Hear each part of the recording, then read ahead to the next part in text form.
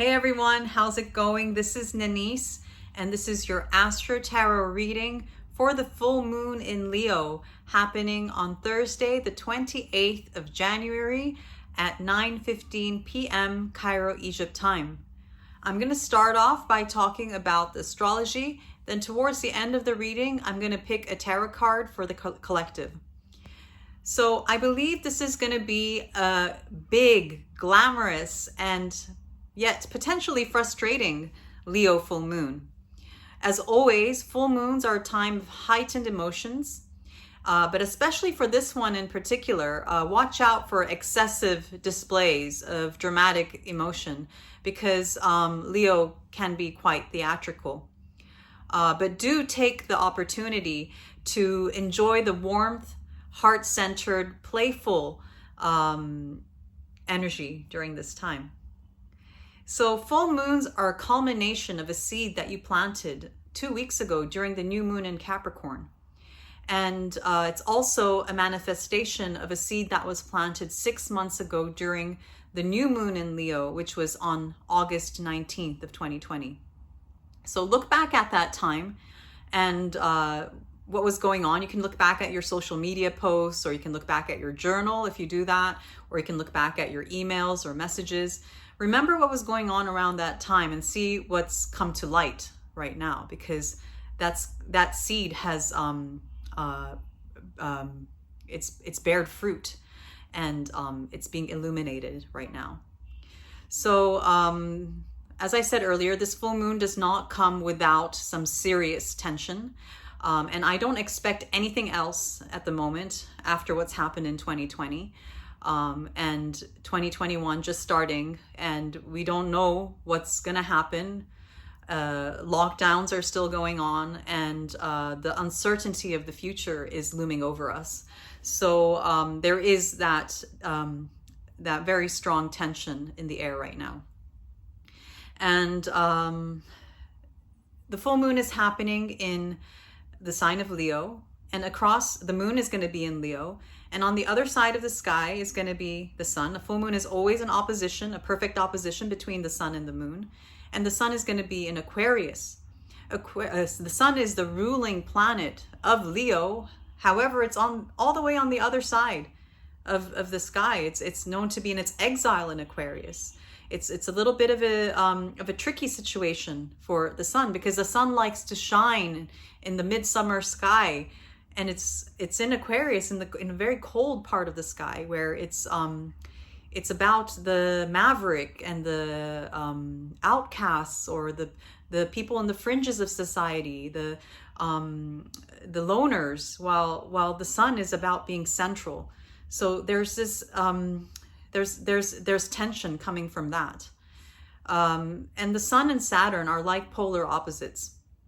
The sun and the moon are luminaries. They light up the sky, while Saturn is the distant planet, the furthest visible planet of our solar system. So the sun is symbolic of bringing light and life and vitality, while Saturn is symbolic of death and decay, darkness and impermanence.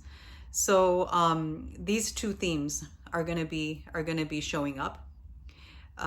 Saturn is cold and distant and otherworldly, while the sun is warm and life-giving and central to our lives. This is the main energy of contrast during this particular full moon. And by dynamic, I also mean dramatic. Leo is a sign known for its theatrics and childlike, heart-centered energy.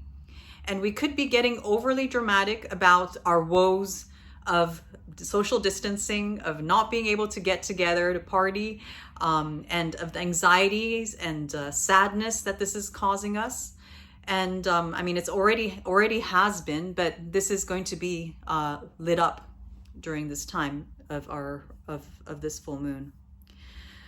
To add to the mix, the sun, to add to the mix in Aquarius, the sun is there, and there's a stellium of planets. A stellium is like a cluster of planets.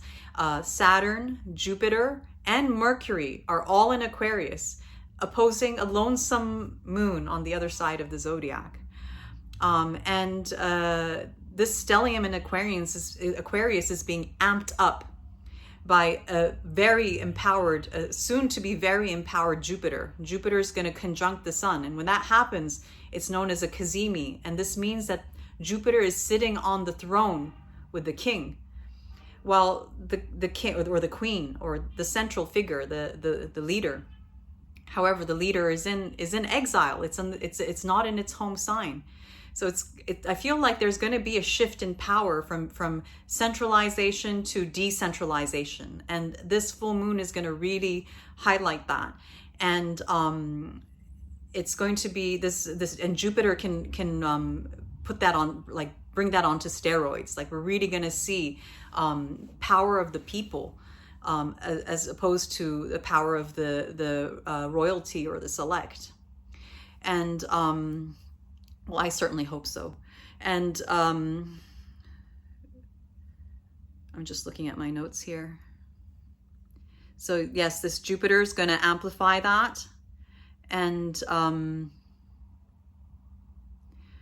prior to the moment of the perfection of this full moon, Saturn's going to be providing a testimony of a no to the moon. Saturn likes to say no, so it's going to be saying no to the moon in Leo that wants to party, that wants to get together, wants to play.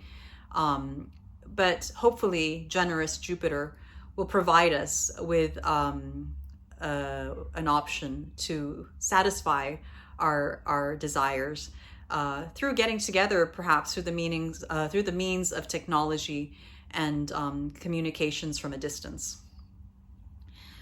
So during the time of this full moon, there's also tension coming from Mars and Taurus and Uranus. And this can point towards sudden amplified expressions of heated rebellion infused with themes of revolutionary machismo, military bravado, martial knowledge, enforced technocracy, extroversion, and heroism, and other such theatrics. Venus with Pluto will add to the mix, will add depth, power, deep desires, hidden riches, and some darkness to this whole experience. Mercury, the trickster messenger, is going to be soon retrograde after this full moon. So whatever dramatic events unfold, whatever intense themes that you may encounter during this time, know that most likely they will be revisited. And if you think that you've got this time figured out, that you've got this illumination from this full moon figured out, you're going to have to think twice about that, because you're going to retrace the footsteps through your logic a few weeks later, or a few days later even. So that's all I have for the astrology portion of this full moon. For the tarot card, I got the Knight of Wands. Now, this is a very fiery card. You can see here the man on the dark horse. This reminds me of a little bit of Hades, a little bit of Pluto here. Man on a dark horse, very much passionate, forward-moving emotion, inspirational, just kind of reckless too, and just is like everything's on fire. His cape is on fire, his mind is on fire, is very passionate, and there's a dynamic forward motion. And I believe there after this full moon, we're gonna be feeling like we wanna just move forth. We want to get on with it. We want to go into the future world. We're sick of this 2020 restrictions. We're sick of this these lockdowns. We want to reach that new world, and that's what this card represents to me. It's going to be active. The Wands is a suit that represents action, and the Knight of Wands in the Thoth deck which I use is the Knight of Wands is like the king. It is the sun. It's a solar figure.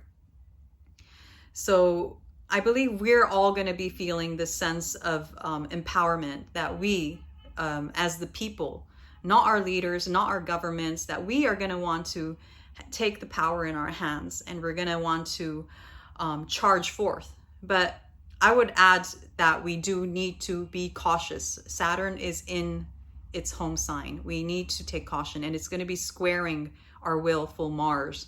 So don't be reckless about it. Don't be over eager about moving forward, because you will be met with resistance. Enjoy this passion, enjoy this heart-centered energy, but don't let it get to the point where you get frustrated if you don't get what you want. Yeah, that's all I have for you guys today. If you like this reading, please please share, and please subscribe to my channel. If you want to book a reading with me, please contact me at astronanice@gmail.com. If you enjoy these videos, please consider donating to my channel. All the links are in the description box below.